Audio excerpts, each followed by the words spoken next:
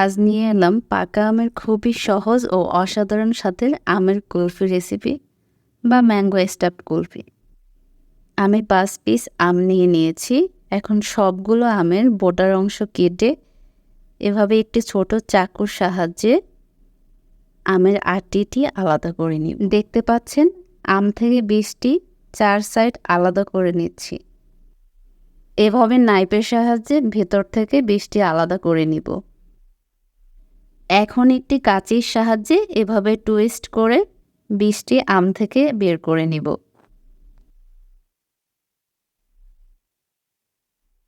আমের বীজের সাথে যেটুকু আম লেগে আছে সেটুকু আলাদা করে আমের ভিতরে দিয়ে দিব।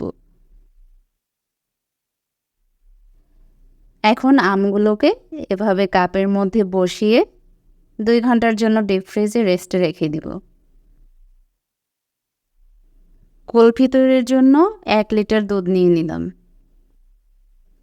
এখন দুধ মিডিয়াম আঁচে জাল করে নিব। বেশি আঁচে জাল করা যাবে না। বেশি আঁচে দুধ জাল করলে দ্রুত কমে যাবে, কিন্তু দুধের ঘনত্বটা ভালো আসবে না। মিডিয়াম আঁচে জাল করব এবং দুধের সরটিকে মাঝখান থেকে এভাবে ভেঙে দিব। 1 থেকে 2 মিনিট পরে পরে সরটিকে এভাবে ভেঙে দিব।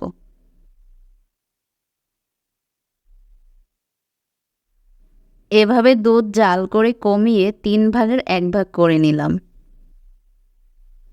এখন কুলফি তৈরির জন্য এতে 4 টেবিল চামচ চিনি দিয়ে দিচ্ছি, হাফ চা চামচ এলাচের গুঁড়ো দিচ্ছি ও হাফ চা চামচ কাস্টার্ড পাউডার নিয়ে 1 টেবিল চামচ দুধে মিশিয়ে দিয়ে দিব।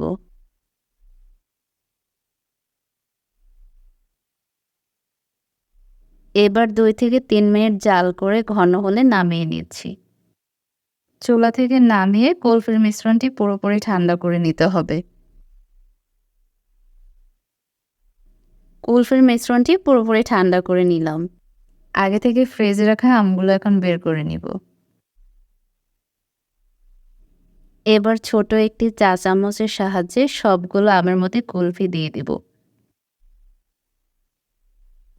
এখন সবগুলো আম কুলফি দিয়ে ফিল আপ করে বোটার অংশ দিয়ে ঢেকে 8 ঘন্টার জন্য ডিপ ফ্রিজে রেখে দিব।